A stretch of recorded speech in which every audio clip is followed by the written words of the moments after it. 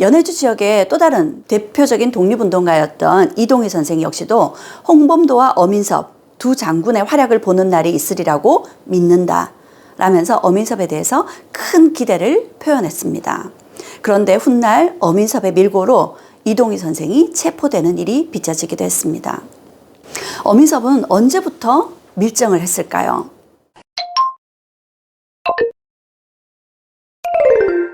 안녕하세요. 강혜영의 친절한 역사 이야기 105번째입니다. 오늘 강연의 제목은 내부의 적 밀정의 충격적인 진실입니다. 2025년 올해가 광복 80주년입니다.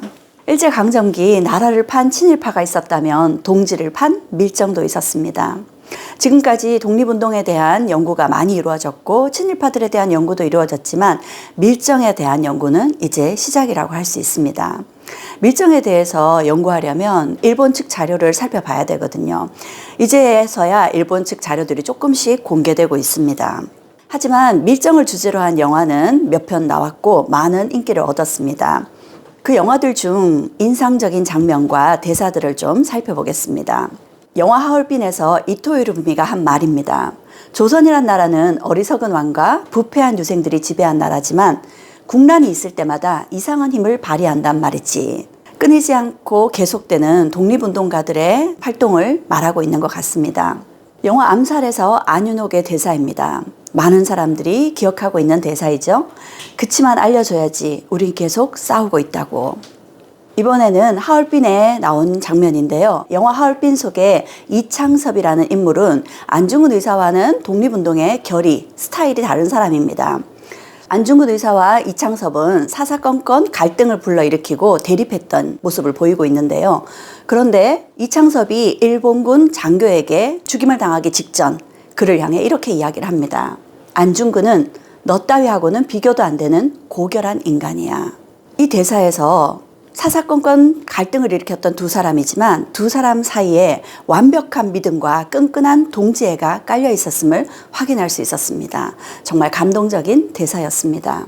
영화 속의 밀정들은 이렇게 변명을 늘어놓습니다. 영화 암살의 염석진은 몰랐으니까, 해방될 줄을 몰랐으니까, 알았으면 그랬겠나 하는 변명을 늘어놓죠. 영화 밀정 속 김우진이라는 인물은 실제 의열단의 김시연을 모델로 한 인물입니다. 영화에서 김우진은 자신의 동지이자 오랜 벗이었던 조혜령이 밀정이란 사실을 알고 그를 향해 이렇게 이야기합니다. 의열단의 이름으로 적의 밀정을 척살한다. 영화 하얼빈에서도 밀정이 등장합니다. 김상현이죠. 김상현이 자신이 밀정이란 사실이 발각되자 이렇게 이야기합니다. 우리가 치열하게 싸운다고 독립이 되겠는가? 나는 정말 살고 싶다. 단 한 명의 밀정이 조직을 무너뜨릴 수 있습니다. 단 한 명의 밀정으로 인해서 독립운동가, 동지들을 팔게 되고 서로 의심을 사게 된다는 거죠. 결국 조직이 무너질 수 있습니다. 국사편찬위원회에서 발간한 한민족 독립운동사 라는 책에서는 밀정의 숫자를 약 4만 명 이상으로 추정을 하고 있습니다.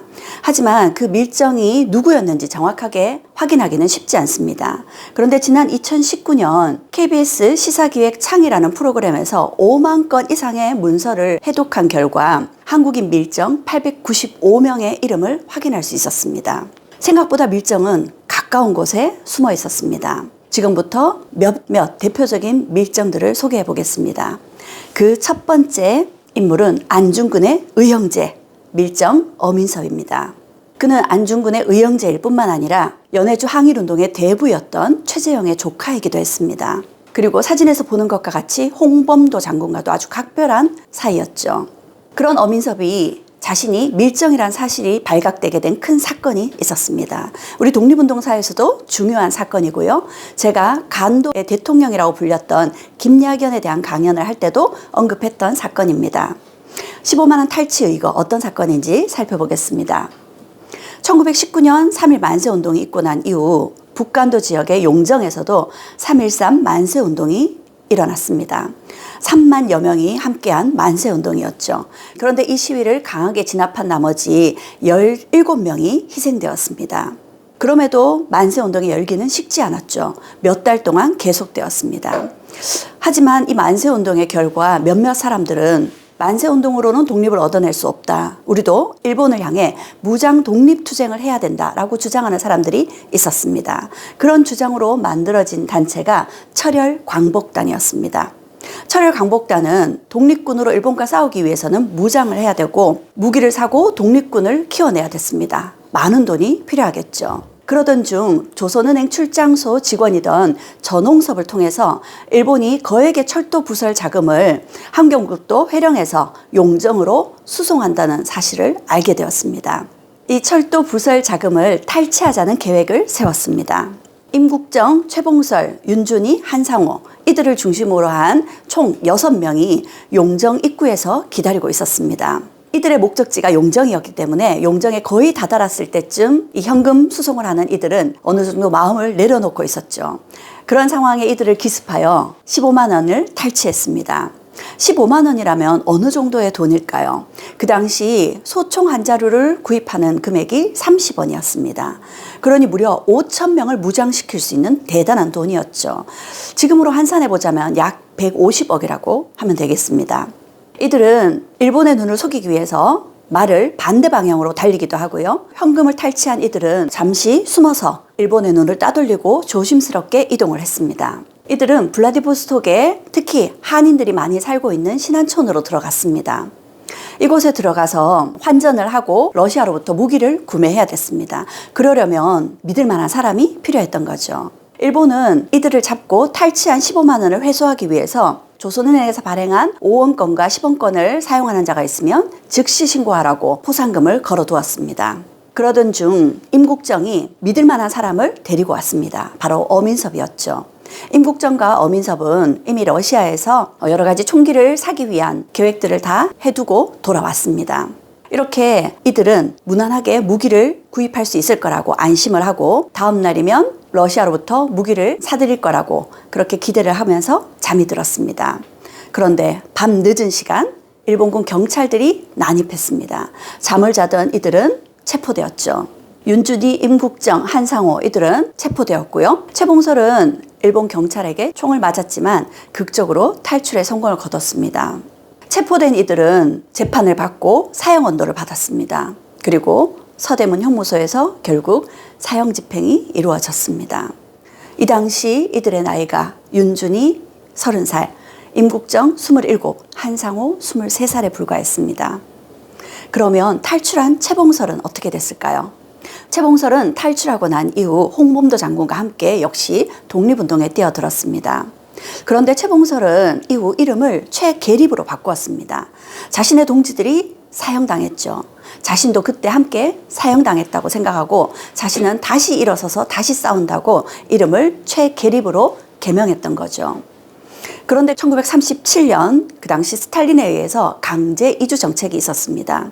이 당시 홍범도와 함께 많은 연해주 지역의 조선인들이 중앙아시아로 내쫓기게 되죠. 최봉설 역시도 중앙아시아로 내쫓겨서 이후 1973년에 카자흐스탄에서 돌아가셨습니다. 북간도의 용정 지역에는 이렇게 15만 원 탈취 의거를 기념하는 이 비석이 새겨져 있습니다. 15만 원 탈취 사건의 밀정은 아무도 의심하지 않았던 어민섭이었습니다. 어민섭이 밀정이란 사실은 뒤늦게 밝혀졌는데요. 최계립, 그러니까 최봉설이 1959년에 간도 15만 원 탈취 사건의 40주년을 맞이하여 직접 쓴 수기에 어민섭이 밀정이었다라고 기록하고 있습니다. 소련과 수교를 체결하게 되면서 1990년대서야 연해주 지역의 독립운동을 연구할 수 있었습니다. 그래서 학자들이 연해주 지역을 방문했는데 놀랍게도 최계립의 후손이 이 수기를 가지고 있었던 거죠. 일본 총영사관의 정보 보고서에 따르면 우리 밀정이, 여기서의 우리 밀정이 어민섭을 뜻합니다. 우리 밀정이 저들의 무기 구매를 알선해 줬다고 한다. 구매 협상에 나선 사람들 가운데 러시아어를 구사하는 사람은 그 혼자뿐이었다. 우리 밀정은 이 점을 이용하여 다른 이들을 교묘하게 속였다. 이처럼 어민섭의 밀정 행각은 일본 측 자료에 정확하게 나와 있습니다. 어민섭의 밀정 행각은 이뿐만이 아니었습니다. 그 전부터 많은 밀정 행각들이 있었던 거죠.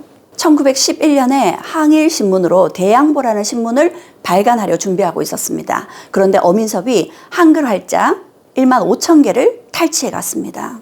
무려 93kg의 무거운 양이었습니다. 이 때문에 대양보 신문 발간은 이루어질 수 없었죠. 그리고 밀정 어민섭은 자신과 함께 밀정 행각을 하던 이가 발각이 되자 그를 몰래 탈출시키기도 했습니다. 연해주 지역에 농장을 경영하면서 동시에 독립군을 양성하기 위한 둔전령이라는 걸 설립할 때에도 이와 같은 자료들을 일본 측에 밀고했던 이가 바로 어민섭이었습니다. 어민섭, 그는 왜 밀정이 되었을까요? 사실 어민섭은 연해주 지역의 동의회, 그러니까 무장 독립투쟁단체에 소속된 일원이었습니다. 안중근 의사와 함께 중요한 의병장 역할을 맡고 있었죠. 그리고 이들은 함께 국내 진공작전을 진행했습니다.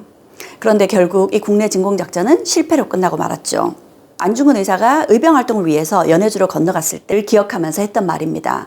그곳에 훌륭한 인물 두 분이 또 있었으니 하나는 어민섭이요, 또 한 사람은 김기룡이었다. 나는 그 두 사람과 형제의 의를 맺었다. 그리고 안중근 의사는 또 이렇게 이야기했습니다. 어민섭은 블라디보스톡에서 가장 친하게 지냈던 사람이다 라고요. 연해주 지역의 또 다른 대표적인 독립운동가였던 이동희 선생 역시도 홍범도와 어민섭 두 장군의 활약을 보는 날이 있으리라고 믿는다 라면서 어민섭에 대해서 큰 기대를 표현했습니다.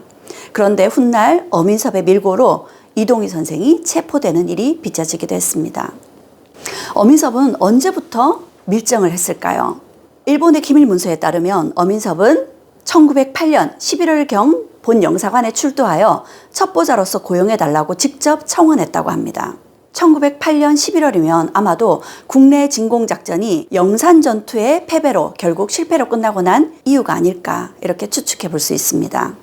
러시아의 지방관청 기록에는 이런 내용이 적혀 있습니다. 지방 거주민들의 말에 따르면 어민섭은 속이기와 카드놀이에 아주 능한 사람이며 방탕하다. 어민섭이 도박에 빠졌고 남을 잘 속이고 방탕한 생활을 했다는 거죠. 그는 부인 외에도 여러 명의 첩을 거느렸다고 합니다. 그런 생활을 하자니 많은 돈이 필요했겠죠. 어민섭이 밀정 활동을 했던 기간은 1908년부터 1922년까지입니다. 1922년에 연해주 지역을 비롯한 러시아 동쪽 지역에 진출했던 일본이 군대를 철수하게 되면서 어민섭 역시도 일본 군대를 따라서 연해주를 빠져나왔습니다.